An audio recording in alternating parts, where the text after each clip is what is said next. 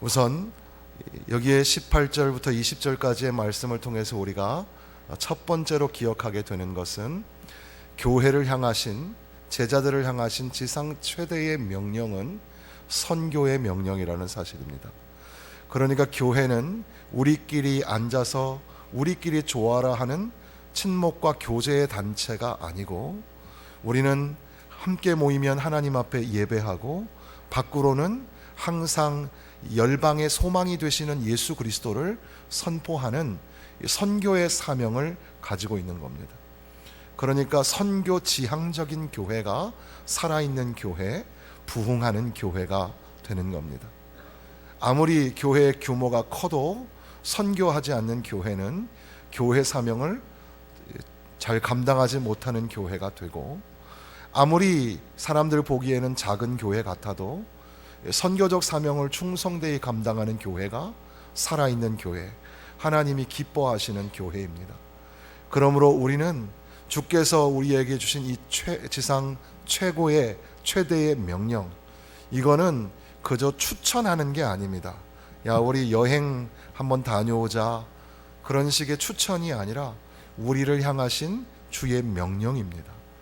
그러니까 모든 주의 백성은 우리 교회를 통하여서 이루어 가시는 이 선교 사역에 합심하여서 한 마음이 되어서 감당하여야만 합니다.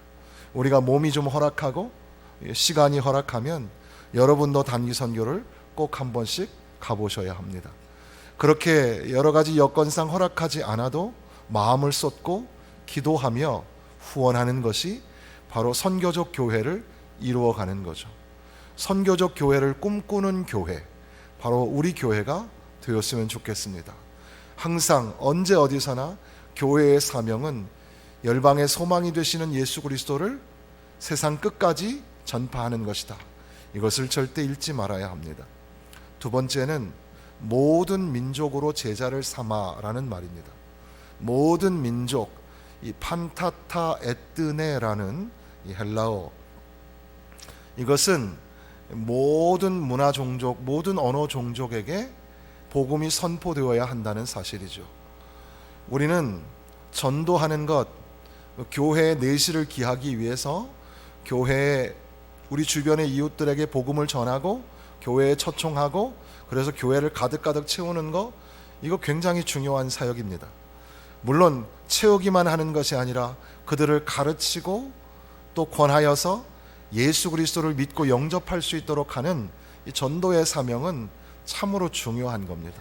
그러나 오늘 예수님께서 여기에서 하시는 말씀은 모든 민족을 제자로 삼아, 모든 족속에게 나아가 열방의 소망이 되시는 예수님을 선포하라는 뜻입니다.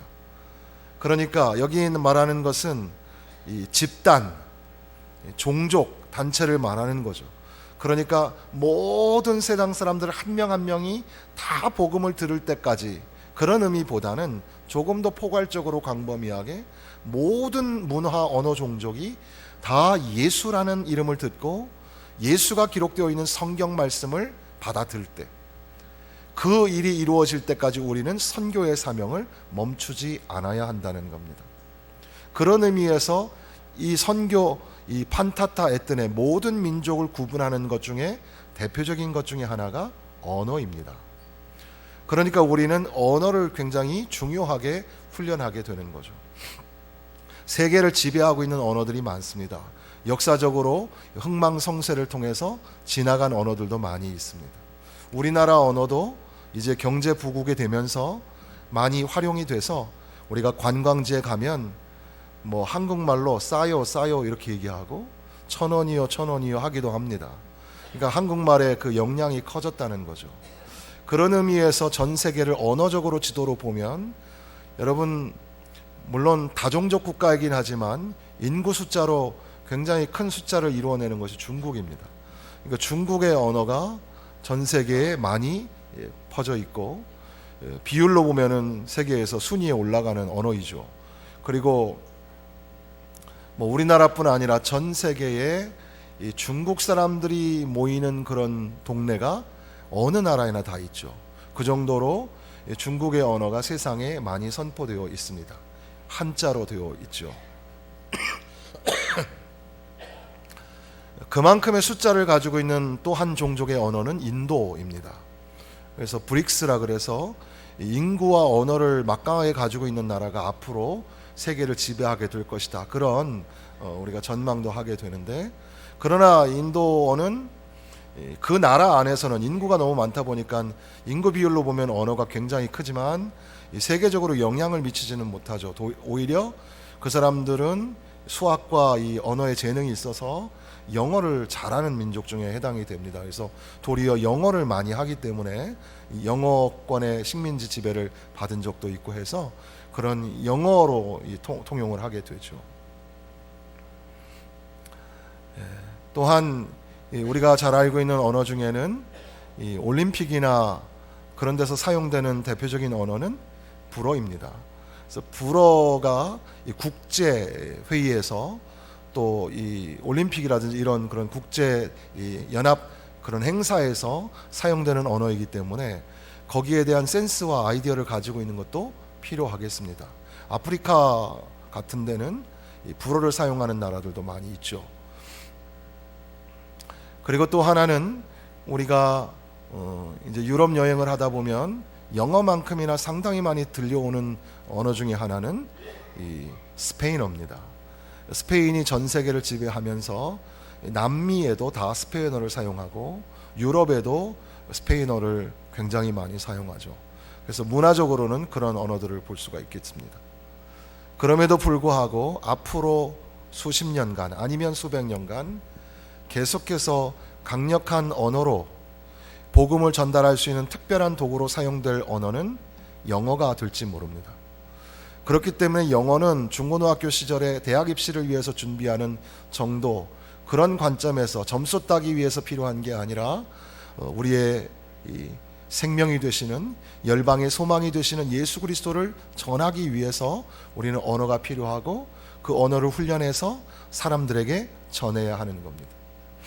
그래서 각 나라 언어로 성경이 번역되고 그 모든 족속들이 예수라는 이름을 듣게 하기 위하여 중간 매개체의 언어가 영어가 돼서 그 나라의 말로 바뀌게 되죠.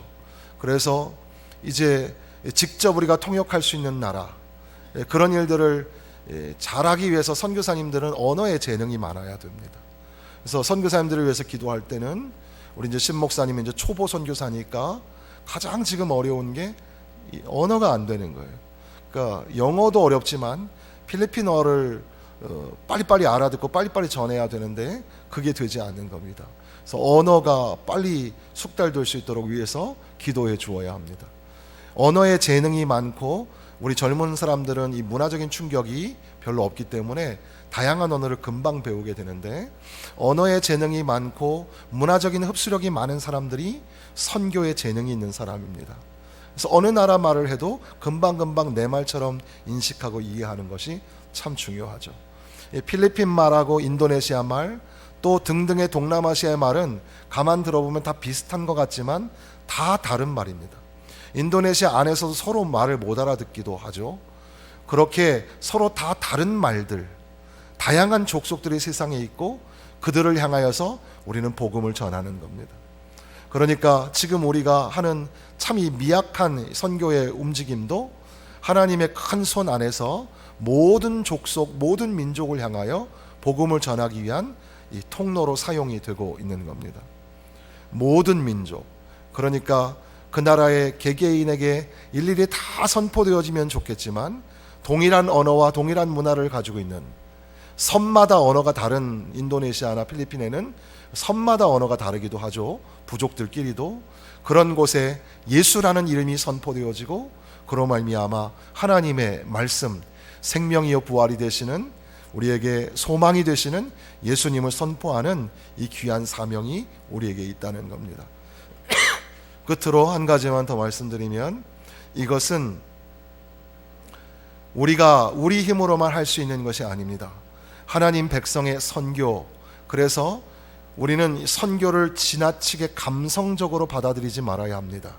그래서 여러분들에게 오늘 선교 책자를 이렇게 다 배부하고 선교 팀원들이 자기의 감성들을 담아서 글을 썼는데, 그러나 우리가 울림과 떨림을 갖는다는 것과 지나치게 감상주의에 빠지는 것과는 상당히 다른 겁니다. 여러분들의 기분에 맞춰서 선교가 되는 게 아닙니다. 여러분이 마음에 든다고 해서 선교가 잘 된 것도 아니고, 여러분들에게 조금 혼란스럽다고 해서 선교가 잘 안 된 것도 아닙니다. 선교를 이루시는 분은 하나님이시고 우리와 함께 하시는 성령의 역사입니다. 그래서 그것을 보여주는 말씀이 볼지어다 내가 세상 끝날까지 너희와 항상 함께 있으리라. 우리가 우리끼리만 가는 게 아니라 주님께서 우리와 동행하여 주시는 것이고, 그것을 이제 보혜사 성령을 약속하신 예수님, 그로 말미암아 이제 성령이 그들 가운데 임하시면, 오직 성령이 너희에게 임하시면 너희가 권능을 받고 예루살렘과 온 유대와 사마리아와 땅 끝까지 이르러 내 증인이 되리라. 그러니까 선교의 이 여정은 성령의 행전입니다. 그러니까 성령이 어떻게 그들을 주도적으로 이끌어 가시는가. 우리가 아무리 계획표를 잘 세워도 선교 현장에서는 계획대로 되지 않을 때도 많이 있습니다. 우리가 생각한 예산보다 더 많이 들어갈 수도 있고, 또 예측 불허의 상황도 생길 수가 있습니다. 전쟁이 일어나기도 하고 지진과 기근이 오기도 합니다.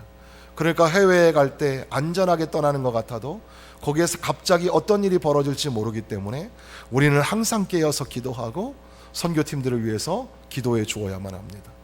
선교사님들도 마찬가지죠. 선교사님들의 모든 삶을 우리가 매일매일 새벽 제단을 쌓으면서 매 시간마다 선교사님들을 위해서 기도해야 되는 것은 그들의 삶에 사람의 뜻대로 되지 아니하고 항상 하나님의 역사가 있어야지만, 하나님의 도우심이 있어야지만 된다는 겁니다. 그러므로 오늘 우리가 단기 선교 보고할 때 우리가 이만큼이나 했습니다라고 별로 자랑할 건 없습니다. 도리어 이렇게 하신 하나님 앞에 감사를 드리고, 그리고 또 선교하면서 선교팀으로 봉사를 해보시면 아시지만, 선교팀원이 되면 거기에서 누리는 감격과 은혜도 있지만 한편 굉장히 힘들고 어렵습니다. 시간을 내기도 어렵고, 또 서로 마음이 맞지 않아서 힘들어하는 시간도 갖게 되고, 또 피곤하고 지치기도 합니다. 그런 모든 과정이 있다 할지라도 이제는 하나님 앞에 나를 사용하여 주신 것에 감사, 또 단기 선교팀을 꾸려주신 것도 감사, 이렇게 새 나라에 가서 선교사님들을 도와 협력하게 하신 것도 감사, 우리 교회가 선교적 교회를 꿈꾸게 하신 것도 감사. 그래서 이 보고 예배 영상과 또 팀원들의 보고와 찬양을 통해서 우리가 영광과 감사와 찬양을 하나님 앞에 올려드리는 귀한 시간이 되시기를 주님의 이름으로 부탁을 드립니다.